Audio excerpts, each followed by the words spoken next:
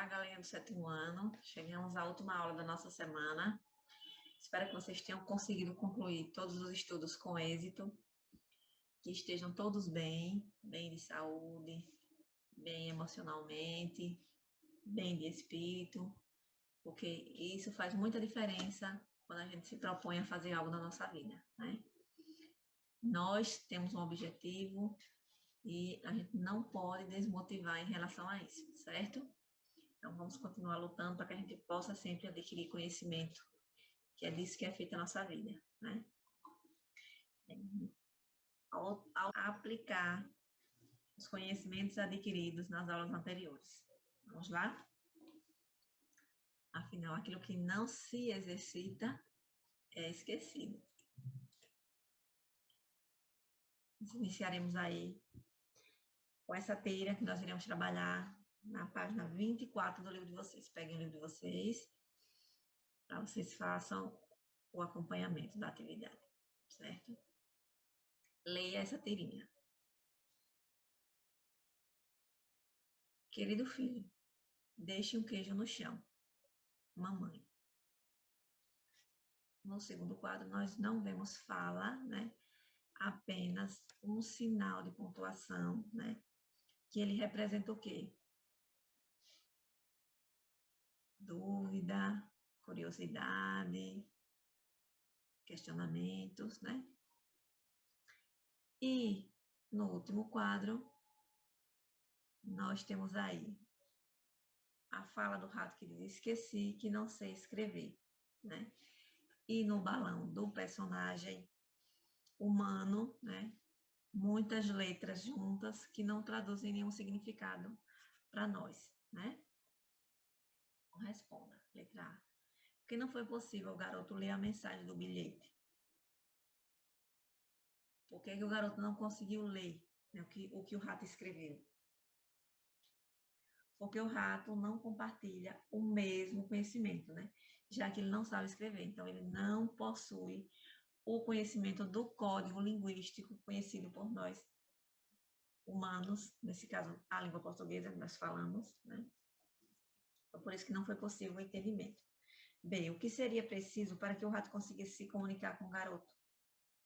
Seria preciso que o rato soubesse escrever ou utilizasse outro modo de se comunicar, conhecido pelo garoto, né?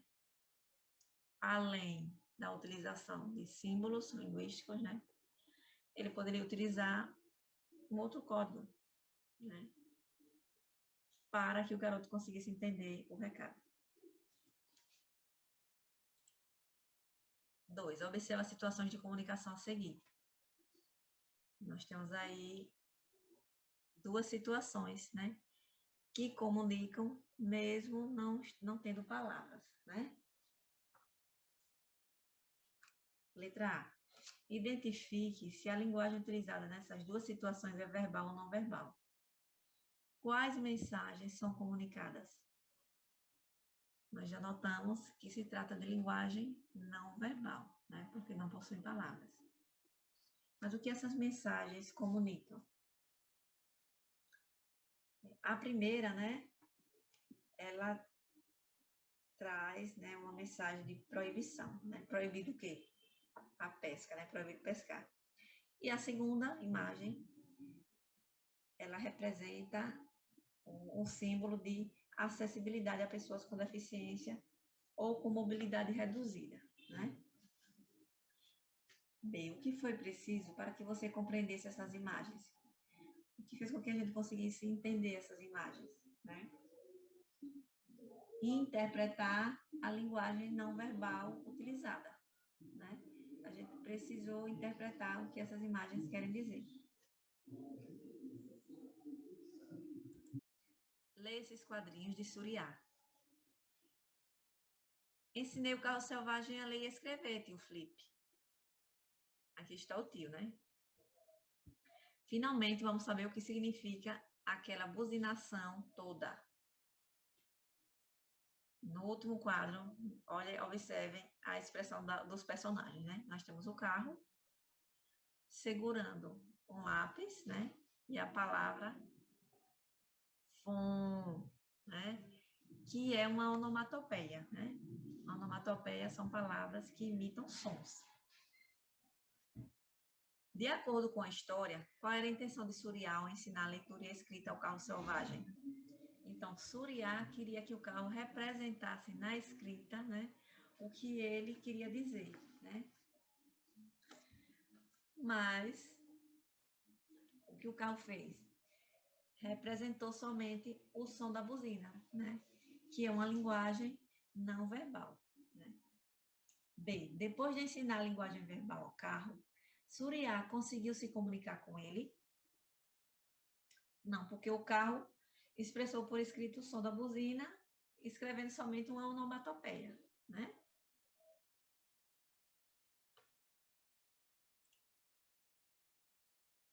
Agora leia.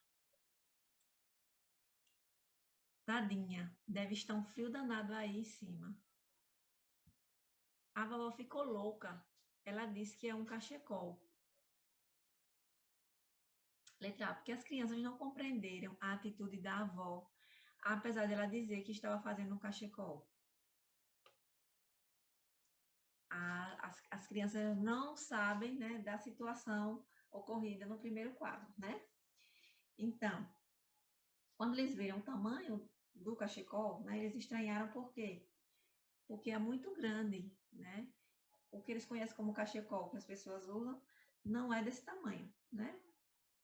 Então, porque um cachecol normalmente não tem tamanho tão grande. Letra B. O que ocasionou a falta de compreensão da mensagem por parte dos netos? O fato de não saber que a avó estava fazendo um cachecol para uma girafa, né? Letra C. De que maneira o mal-entendido poderia ser desfeito?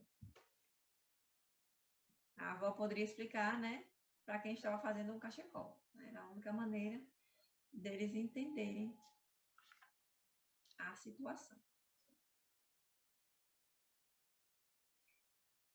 Nessa história em quadrinhos, Zezo, o menino mal-humorado do mundo, é o personagem principal. Trupe, né? É o título. Ele só está se comunicando com a gente através de bilhetinhos. Né? É o que diz a primeira personagem aí no primeiro quadro. Pelo menos agora ele está se comunicando com a gente. No último quadro, nós temos a imagem do garoto entregando o bilhete, né? E os pais, que a gente descobre que são os pais, tentando decifrar o que ele quer dizer, né? Letra A. Quem faz a primeira enunciação, ou seja, a quem pertence a primeira mensagem? Essa primeira mensagem aqui. A mãe do garoto, né? Quem é o interlocutor da pessoa que faz a primeira enunciação?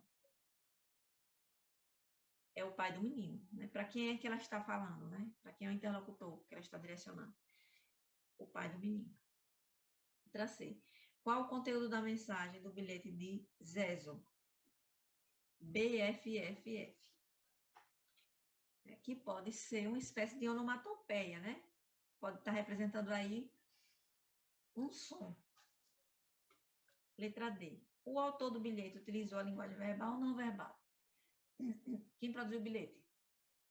O garoto. Então, ele utilizou qual linguagem? A linguagem verbal, né? Porque está em forma de escrita. Letra E. Em que contexto ou situação a comunicação ocorreu? Zezo não estava se comunicando oralmente com os pais, apenas por meio de bilhetinhos. F. Explica o efeito de humor gerado na história em quadrinhos. No último quadrinho, né, a gente percebe que, apesar do garoto dar o bilhete aos pais, né, ele não está, de fato, se comunicando com eles, né? Então, é essa quebra de expectativa que gera o humor no texto.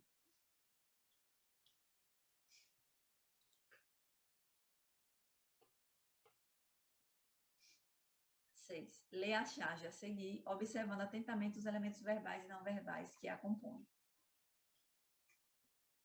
Pegar ônibus em Natal, tá fogo.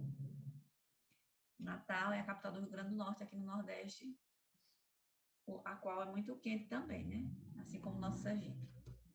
Nem me fale.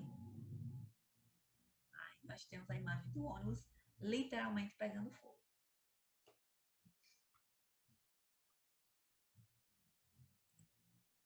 Qual é a palavra empregada com duplo sentido na charge? A palavra fogo, né? Letra B. Observe o personagem que olha o relógio e responda. Qual é a intenção desse personagem ao empregar a palavra fogo? Ele quis dizer que utilizar ônibus em Natal está muito difícil, porque demora, né? O que podemos deduzir ao observar sua fala e sua atitude? A gente espera, né, que pela forma como foi caracterizado, o personagem parece estar indo ou voltando do trabalho e está preocupado com o horário, provavelmente porque está atrasado. C. Em que sentido essa fala foi interpretada pelo outro personagem? O outro personagem interpretou no sentido literal, né? A palavra fogo foi atribuída no sentido de combustão, de incêndio, né? Um utilizou no sentido literal e o outro utilizou no sentido figurado. Que elemento não verbal contribui para a interpretação da palavra em sentido literal? O fato do ônibus estar realmente pegando fogo, né? O ônibus, quando está se aproximando, a gente observa que ele está incendiando. Letra E. Porque os personagens compreendem a situação de forma diferente. Há compreensões diferentes sobre a mesma cena porque cada personagem está olhando para algo específico. Enquanto um olha para o relógio, né, e usa a palavra fogo como reclamação em relação à demora do ônibus, o outro, ao olhar para a rua, vê o ônibus pegando fogo. F. Levanta hipóteses. Qual pode ter sido o contexto de publicação dessa charge? Quando vocês acham, em que momento vocês acham que esse texto ele foi produzido, né? Qual foi a situação?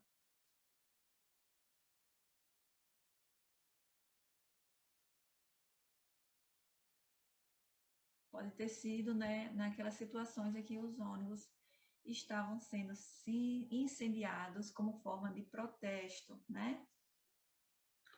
Ou quando as facções começaram a invadir os ônibus, né, de forma criminosa para amedrontar as pessoas e pressionar os governantes, certo? Então, por isso que é importante que a gente conheça o contexto de produção de cada texto, né? Para que a gente entenda o que essa mensagem ela quer transmitir, certo? Essa é a última aula dessa semana. Espero que vocês tenham conseguido concluir os estudos e que vocês mostrem, né, ao retornar à escola para a aula presencial, ao professor de vocês, as atividades, certo? Um bom fim de semana, fiquem em casa, só saem se realmente for necessário, porque a gente está vendo que cada vez mais, né, essa situação está se prolongando, as pessoas não estão se conscientizando a respeito dessa pandemia e da gravidade da situação. Um abraço caloroso e até a próxima semana.